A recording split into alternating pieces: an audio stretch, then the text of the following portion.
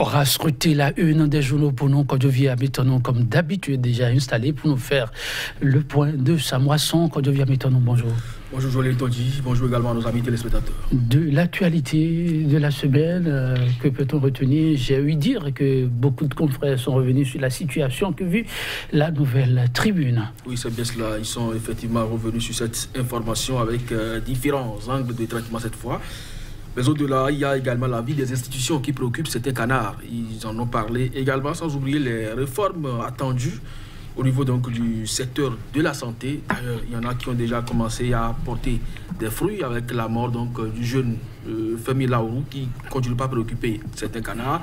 Et également la mise en place de la commission chargée donc de réformer le système de santé, beaucoup plus au niveau des médicaments. En tout cas, une diversité de sujets. Tout à fait. Et on démarre avec... Ce n'est pas très bonne avec Info d'Afrique qui se préoccupe donc de l'actualité relative donc au journal La Nouvelle Tribune et met donc en manchette suspension du journal béninois La Nouvelle Tribune. L'Union sociale libérale s'indigne et dénonce donc l'intégralité donc du communiqué de cette jeune formation politique dans les colonnes du journal Info d'Afrique.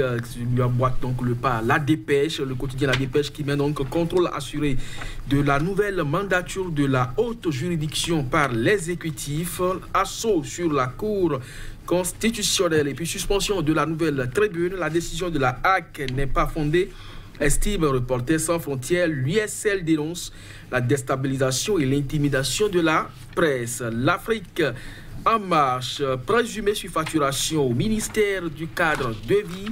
La Cour d'appel rend un non-lieu, comme dans le dossier PPA2. L'ANC, l'Autorité nationale de lutte contre la corruption, aurait-elle tout inventé ou s'est-elle trompée, s'interroge le quotidien. Et puis suspension de la Nouvelle Tribune. Y a-t-il eu délit d'opinion et offense au chef de l'État? Lit donc l'opinion de René Arwassou. Et puis assainissement du secteur pharmaceutique. Les membres de la commission des réformes sont connus. Le confrère de la matinée, le député Valentin Djenoté, au sujet de la gestion de talents, eh bien l'objectif du régime est de soumettre tous les Béninois et de réduire au silence les opposants. Mise en place du fan club USL. L'USL implante donc désormais dans la commune de Dangbo, nous rapporte le quotidien. Et justement, lui emboîtant le pas, le nouvel observateur écrit donc un grand titre, activité des partis politiques. Désormais, l'USL et Dangbo, mais dans la main. Suspension par la HAC. Suspendu du moins par la HAC, le quotidien La Nouvelle Tribune, toujours à la tribune de l'actualité. Et pourquoi? Vous verrez donc tout un dossier a été consacré dans les colonnes du journal Le Nouvel Observateur. Quotidien matin libre cette fois. Entre la Cour et la commission pharmaceutique, Djogbenou obligé de choisir. Militantisme politique, l'école de formation des FCBE lancée. Puis nouvelle mutation, lancement des activités de l'école du parti FCBE à Calavi samedi dernier. Un nouveau type de militantisme engagé. Eugène Azatassou, directeur de l'école, l'intégralité donc des stratégies de formation. Le rassemblement de la nouvelle conscience accentue la scène politique. Eloge Ogouale et Thierry Kodjo interpellés par la jeunesse béninoise. Et puis suspension du quotidien Nouvelle Tribune par la HAC. Gildas Agokan, c'est bien sûr un député à l'Assemblée nationale. Il s'en indigne et invite Tessie à revoir sa décision. Palmarès, prévision saisonnière. Là, nous sommes avec le climat. La météo annonce des risques d'inondation dans le nord. Et puis environnement médiatique et liberté d'opinion. Où est passée la promesse d'une presse totalement libéralisée? Eh bien, il vaut mieux une presse qui dérape qu'une presse muselée, d'ici Patrice Talon en 2016. Là, l'homme était candidat aux élections présidentielles. Point média. Suspension du journal La Nouvelle Tribune. Avalanche d'indignation au sein de l'élite et de la population. Et puis réaction du ministère de la Santé au sujet donc du décès de Jean-Eudes Laroux. Silence en réforme ici. Et puis politique nationale, l'USL s'enracine d'Arreti, c'est bien sûr dans les plateaux. Merci, Kodjovi Amétonou. Oui, on peut le dire. Des sujets, on en a suffisamment eu, même si la moisson, elle, n'a pas été très abondante, très embarrassée, mais on commencera par ceux qui paraissent les plus importants. Matin libre à sa une. Entre la Cour et la commission pharmaceutique, Djogbenou obligé de choisir. Kodjovi Amétonou, l'homme est désormais appelé a joué encore un rôle très prépondérant.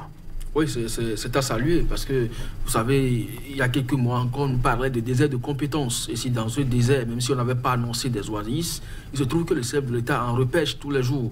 Et là-dessus, je crois que Djogbouénou fait donc peut-être l'unanimité au sein de l'exécutif, au point où, du rôle de député, il est passé garde des Sceaux. Aujourd'hui, annoncé à la Cour constitutionnelle, l'homme se retrouve également dans le secteur pour réformer l'industrie pharmaceutique, ne serait-ce que sur le plan national. C'est déjà à saluer, c'est très bon. Une ascension, en tout cas, qui démontre de ce que l'homme a vraiment des atouts dont le pays a besoin. Et donc, moi, je salue déjà ce choix. Maintenant, vous n'êtes pas sans savoir que le président Mathurin Kofi Nango, alors professeur, choisi comme coordonnateur national d'un programme Fin Zéro. Et donc, en tant que député à l'Assemblée nationale, il devrait quand même demander des comptes à l'exécutif. Mais s'il reste député et coordonne un projet, est-il en mesure, est-il qualifié en son temps pour demander des comptes à l'exécutif? C'est là la grosse interrogation. Juste ce parallèle pour dire que si, comme le journal l'a dit, Djogbouénou doit choisir, donc soit il va à la Cour constitutionnelle, soit il va au niveau de la commission de réforme du secteur pharmaceutique. Maintenant, s'il peut vraiment clarifier sa position, ce serait formidable. En tout cas, parce que la Cour constitutionnelle, rappelez-vous, avait déjà émis donc, une décision en son endroit dans le cadre du choix entre rester ministre et rester enseignant à l'université. Mais bon, est-ce qu'entre-temps, il a clarifié cette position? Cette position n'a pas été clarifiée, mais sur ce dossier, l'homme dit être appelé à travailler de façon ponctuelle et compte servir la République chaque fois que la République en exprimera le besoin quand devient maintenant. Et alors, la nouvelle formation politique, là, toute jeune sur l'échiquier politique national, n'entend pas être du reste par rapport à ce que vit la nouvelle tribune. Je lis avec Info d'Afrique ceci, suspension du journal. La nouvelle tribune, l'Union sociale libérale s'indigne et dénonce. Ouais, le journal parle beaucoup plus de la déstabilisation et de l'intimidation. C'est des expressions que beaucoup ont déjà utilisées. Parce que, vous savez, la presse aussi, ça fait partie des baromètres pour juger de la bonne santé d'une démocratie. Et lorsqu'on s'en prend donc à cette presse, il est quand même de bon ton que des voix s'élèvent dans la République. Et lorsque une jeune formation comme l'USL monte également au créneau, je crois que ça participe quand même de la vitalité de notre démocratie et également du rôle d'une formation politique qui doit quand même à travers les médias s'exprimer. Et donc si on arrive à boucher ou à fermer l'espace médiatique, je ne sais pas par quel canal la masse populaire doit pouvoir donc bénéficier des informations donc venant de ces formations politiques. Et donc moi je crois que c'est un bon signe déjà et qui montre que ce parti n'est pas né pour rester donc dans les poches de ses géniteurs, mais pour travailler à soi et participer donc au fondement de notre démocratie. C'est un bon communiqué qu'il faut donc lire et relire parce que les mots choisis sont quand même à propos pour dénoncer ce qui se passe actuellement. Et il n'est pas le seul, il y a les autres formations politiques qui lui ont également, d'autres qui lui ont emboîté le pas ou d'autres qui l'ont déjà fait avant. Mais c'est quand même bien que cette formation se soit prononcée pour situer effectivement sa responsabilité, et la responsabilité du moins de la RAC, et donc montrer jusqu'à quel point elle reste préoccupée par la liberté de la presse, même si le chef de l'État, candidat alors, avait dit qu'il vaudrait mieux une presse qui dérape. Mais malheureusement, aujourd'hui, sous son règne, ça se passe et il n'en dit rien. Oui, là, il s'agit du titre à la une de Palmarès. Vous l'avez déjà effleuré, environnement médiatique et liberté d'opinion.